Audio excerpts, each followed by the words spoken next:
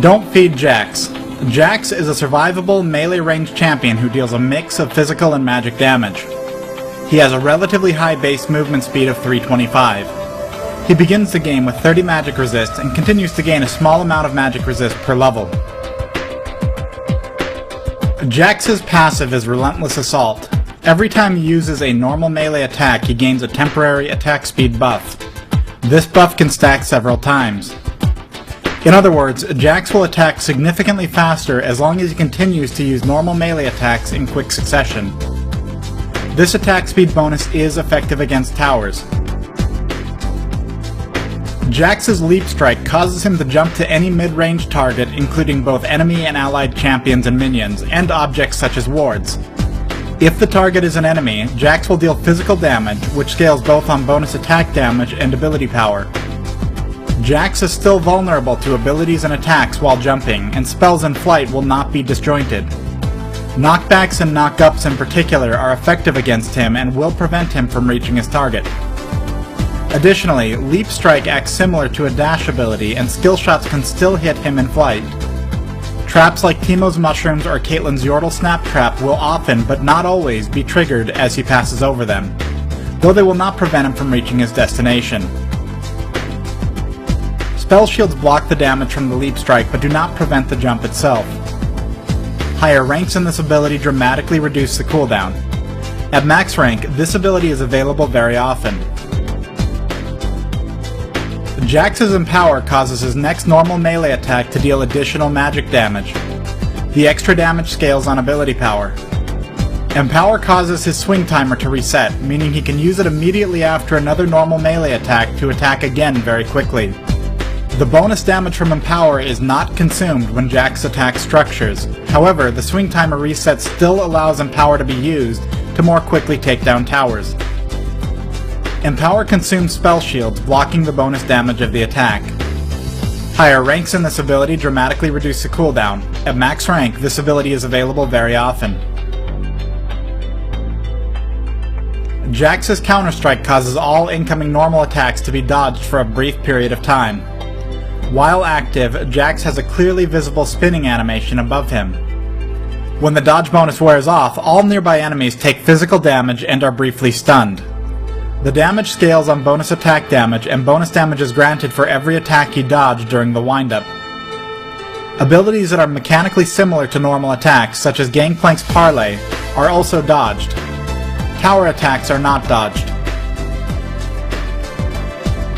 Jax's ultimate is Grandmaster's Might. After 2 normal melee attacks, Jax gains a brief buff causing his 3rd normal melee attack to deal bonus magic damage, scaling with ability power. This bonus is passive, and Jax does not need to activate the ability for this to occur. The bonus damage every 3rd attack is not blocked by spell shields, but will proc items like Rylai's Crystal Scepter. Jax can proc Grandmaster's Might while attacking towers, granting him the buff. However, the tower will not consume the buff.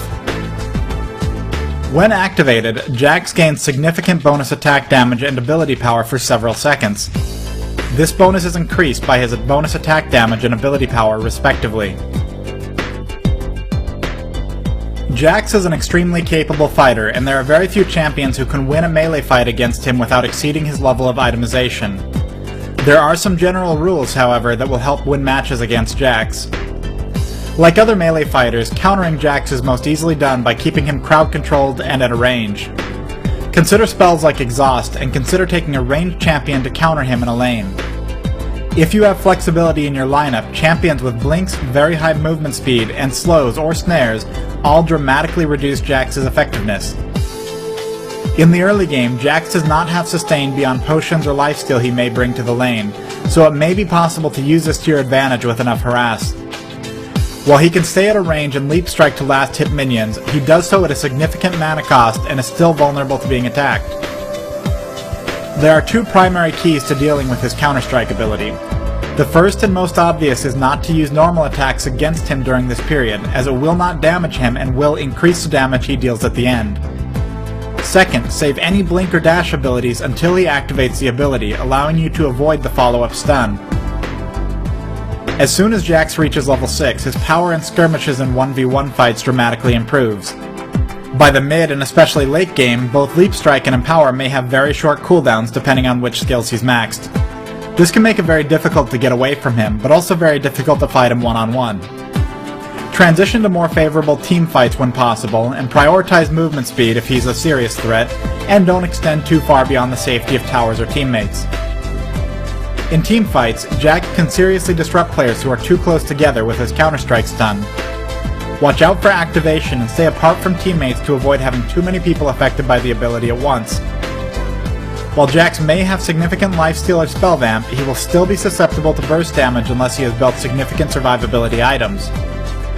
Consider focusing him down with spells, or focusing him once Counter-Strike's dodge bonus ends.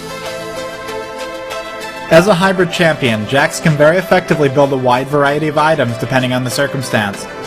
Keep this in mind and check out his items to see what he's most vulnerable to throughout the game. If playing Jax, keep an eye on minion waves and nearby wards whenever you're extended beyond your towers. This will help in using Leap Strike for a clean escape from a gank. Additionally, having a Wriggles Lantern or ward available in your inventory allows for an effective ward and Leap Strike combo to gain some extra distance. In the early game, be careful about how you use Leap Strike.